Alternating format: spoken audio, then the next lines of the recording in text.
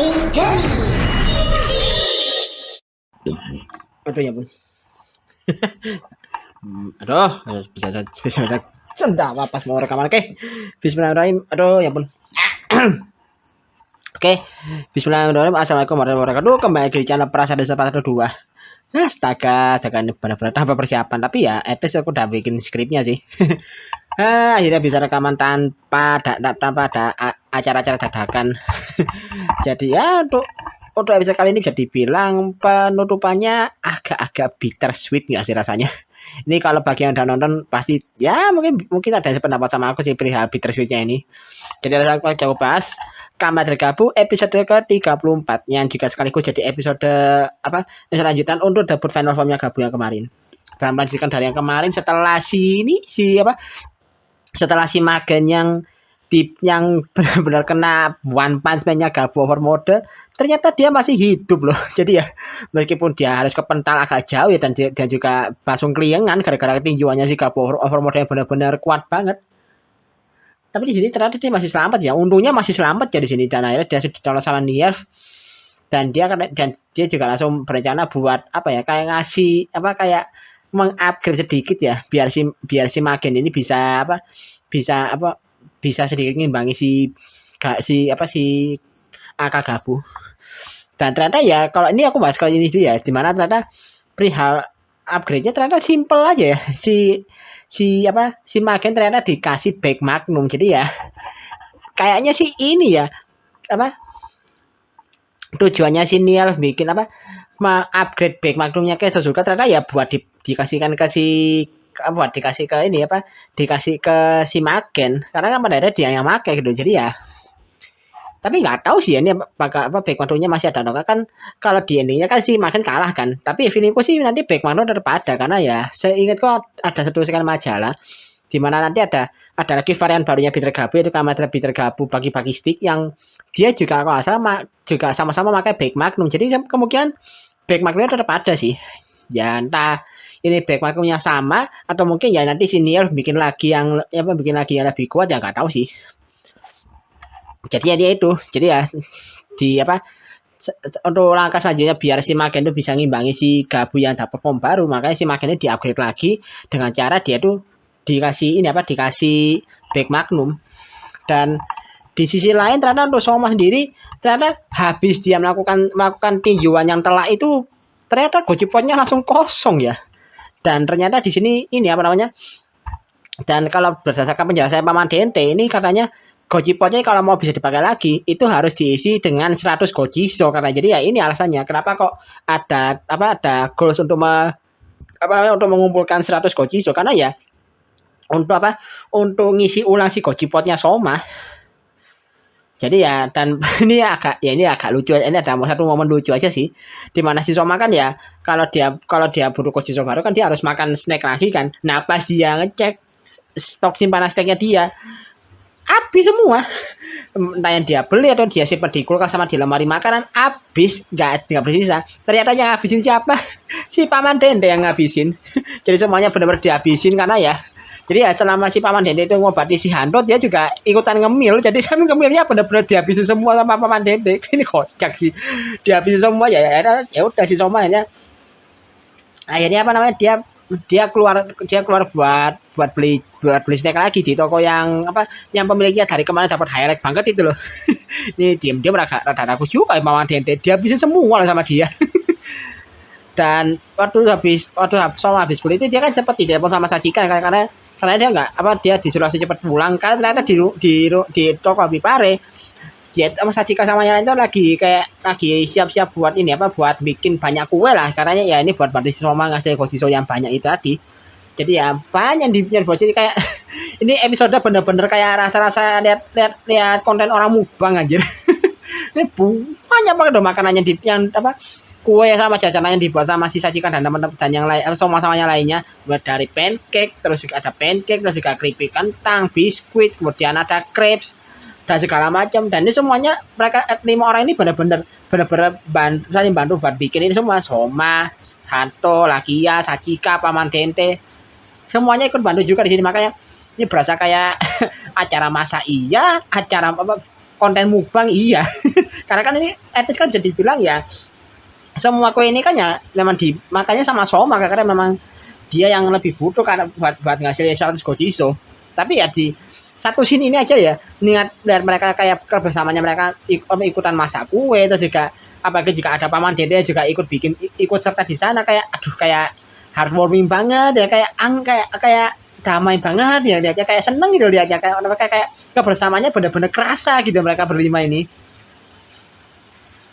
Tapi ya dan jika akhirnya kesiakannya makanannya jadi dan dimakan sama Soma kan dan akhirnya ya Soma berhasil membuat beberapa gojiso tapi waktu besoknya saat gojiso tinggal 3 lagi jadi Soma total sudah mengumpulkan 97 gojiso kurang 3 lagi tiba-tiba gabungnya Soma itu nggak bisa ngeluarin gojiso lagi jadi kan ada sedikit kendala ya terlebih lagi ditambah dengan ini sebelumnya kan si Rakia sempat nyuruh salah satu gojiso dia atau si Purusheli ya buat nyari si Magen kan dan kebetulan si Purusheli ini menemukan si Magen yang lagi mengacau di kota dia jadi kayak lagi ngetes Black Magnum yang dia dapat dari Nielf dan dipakai aja buat nembak-nembak bangunan segala macam sampai banyak orang yang notabene banyak bikin warga sekitarnya panik dan hari ini kebetulan dilihat sama si Purusheli gojisonya lagi ya dan dia balik ke lagi ya terus dia bilang kalau Magen lagi mau jadi kota ya udah ada di sini si Hanto sama Aika yang pergi buat nangani si Magen karena kan ya si Soma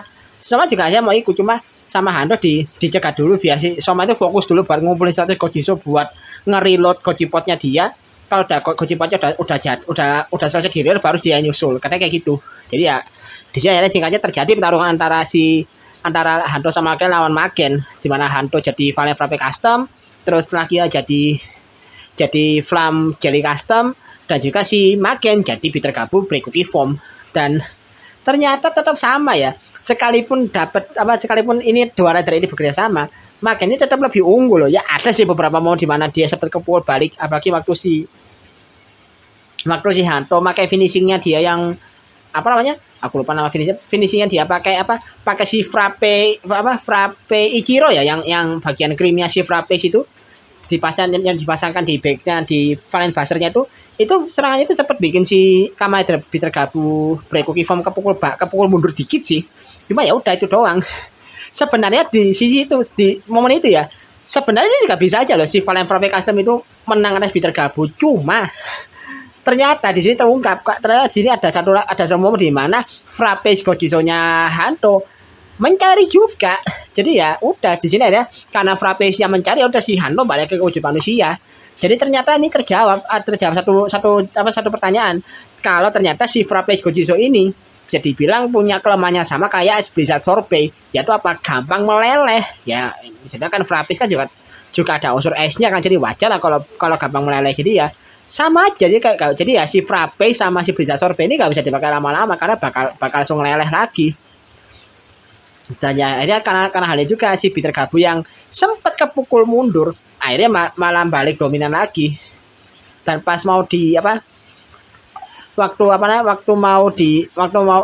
si Hanto mau berubah lagi pakai Frappe gojiso cadangannya dia nah si Soma akhirnya muncul karena dia ternyata sebelumnya si Soma itu sudah berhasil menyempurnakan berhasil mereload si gojipotnya dia dan ternyata terjawab loh kenapa kok ada momen di mana si Soma itu nggak bisa menghasilkan gojiso karena apa? Simpelnya nih kalau dari kata-kata Sachika ya ini bisa lihat Sachika kata-katanya juga tepat banget loh. Ternyata sesimpel apa? Ternyata sesimpel ini loh, sesimpel Soma itu makan snacknya terlalu terburu-buru. Makanya karena dia makannya terlalu terburu-buru, akhirnya dia nggak bisa benar-benar menikmati makanan yang dia konsumsi. Sehingga karena hal itu pula gojisonya nggak bisa keluar, gojisonya nggak bisa muncul. Ternyata sesimpel itu loh. Kalian memang bener loh. Kalau coba di track back lagi ke belakang, tiap kali Soma makan makanan baru pasti ada aja reaksinya dia kan yang kayak dia kayak menjelaskan sensasi yang dia rasakan tiap kali makan makanan baru, terus juga gimana senangnya dia tiap kali makan makanan baru itu kan pasti ada kayak gitu. Nah di momen ini mungkin karena Soma dikejar waktu dan kondisi ya makanya dia makan aja jadi terlalu terburu-buru makanya akhirnya gojisonya gak bisa keluar jadi ya gimana dan di sini juga akhirnya kan Soma juga nyadar kalau caranya dia salah dan dia nyoba makan dengan pelan dan juga sambil bisa menikmati makanannya dan akhirnya tiga Kojizo yang tersisa ini bisa bisa muncul, dan bahkan kadang-kadang di tiga Kojizo yang muncul langsung tiga Kojizo baru loh. Jadi ya tiga Kojizo baru ini juga yang akhirnya menggenapi semua Kojizo yang sama jadi 100 buah. Dan Kojizo ini ada, kalau aku ini ada Almond Cookie, Hagigoro sama Krepuna Kojizo ya. Jadi base-nya masing-masing ya. Kalau Almond Cookie itu dari biskuit almond, ini apa biskuit kacang almond, aku lupa bentuknya kayak gimana, tapi kalau nggak salah ini biasanya ya kalau di Indonesia nih biskuit almond ini sering kok disajikan tiap kali lebaran. Jadi ini apa jajanan juga cukup familiar di Indonesia karena memang sering jadikan apa suguhan kalau suguhan pas lebaran. Terus ada Hagigoro itu dari makan ohagi ya. Ohagi itu kalau nggak salah jajanan tradisional Jepang. Aku lupa kayak gimana detailnya. Nanti kalau misalnya aku nemu mungkin aku bakal coba tampil sini kayak gimana makanannya. Terus ada Krepuna Kojizo. Krepuna itu dari crepes ya kalau nggak salah. Jadi ya ini, jadi kayak sekaligus. Jadi kayak kenapa jika di baris sini karena ini ini cerdik juga nih pandai cara mainnya. Jadi ya dibuat nyisa 3 doang yang belum dibuat nyisa 3 doang yang belum muncul Kojizo-nya karena buat promosi Kojizo baru. Tapi nggak tahu ya kedepannya bakal dipakai atau enggak. Kalau dipakai ya paling cuma buat ngeluarin ability tertentu aja, nggak sampai ngerubah form. Feeling juga sih gitu ya. Ya sama kayak kemarin kan ada masa ada yang dipakai itu ada ini apa kayak popcorn sama karamel mel kan juga sama. Yang notabene mereka itu nggak dipakai, iya bisa dipakai tapi cuma ngasilkan ability tertentu, nggak sampai ngubah formnya Soma kayaknya gitu ya. Dan balik lagi ke Soma yang akhirnya datang, dia udah di akhirnya nggak pakai basa-basi, dia langsung berubah jadi Gabu overmode lagi, dan tetap sama dari segi apa durability formnya benar-benar bagus banget, benar-benar kuat banget. Tapi di sini apa ada kelemahannya, yaitu apa sepertinya gerakannya si Gabu overmode ini lebih lambat jadi mereka form lainnya. Jadi ya mungkin ini imbas dari formnya yang notabene bulky ya, jadi gerakannya jadi lambat. Jadi makanya kebanyakan serangannya dia itu pas dia mau mendapatkan pukulan ke si Bitter Gabu nggak ada yang kena, karena ya Bitter Gabunya sendiri juga ngindarinya lincah banget ya. Makanya si Gabu overmode agak kesulitan buat mendapatkan serangannya ke si Bitter Gabu. Ya meskipun ada satu momen di mana pas dia mau nonjol tapi tonjokannya gak kena, tapi efek gelombang kejut dari tonjokannya itu udah bisa bikin puing-puing di sekitarnya agak geter loh. Ini jadi padahal cuma efek gelombang kejutnya doang loh, bukan benar-benar kena serangannya, tapi udah kayak gitu. Jadi kayak buset nih si Gabu overmode destruktif banget ini aku lihatnya. Dan melihat si Somanya agak kewalahan ya karena si Bitter Gabu ini kelewat lincah, akhirnya si Lakia sama Hanto inisiatif buat bantu biar si Bitter Gabu ini bisa dibuat diem gitu. Dan akhirnya mereka berubah jadi Valen puding custom sama Flam puding custom sama Valen Domaru form. Terus juga akhirnya ngebelenggu dan juga mereka ngebelenggu si Bitter Gabu pakai finishing puding sama donatnya mereka, terus diseret didorong terus diseret ke arahnya Soma yang udah siap-siap finishing. Udah akhirnya di sini si Maken alias Bitter Gabu break cookie form terkena serangan over smash-nya si Gabu overmode secara telak, dan udah hancur, dia kalah di sini. Jadi kayaknya nggak bakal sudah endingnya si Maken sih, karena ya kalau diperhatikan lagi itu dia benar-benar badannya dia benar-benar meledak loh. Jadi ya udah kalah dia hancur di sini dia.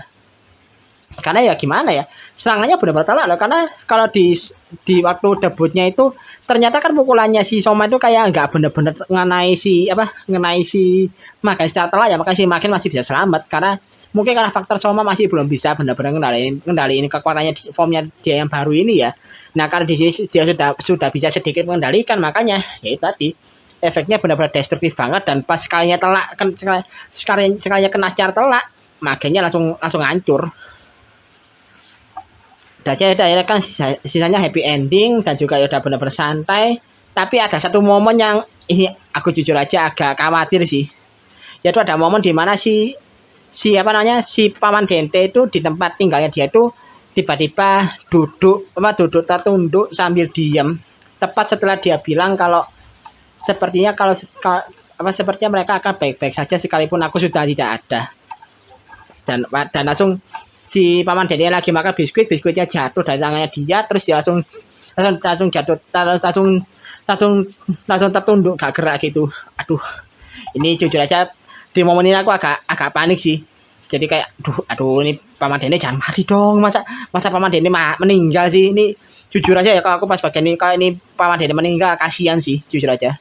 Karena gimana ya, coba kalian dari awal paman Dede muncul sampai sekarang itu bisa dibilang dia itu andilnya besar banget loh. Gimana andilnya dia besar banget, dan jika pengorbanannya dia demi bisa bantu Soma juga gede banget. Jadi kayak kesan paman Dede meninggal ya kasihan anjir.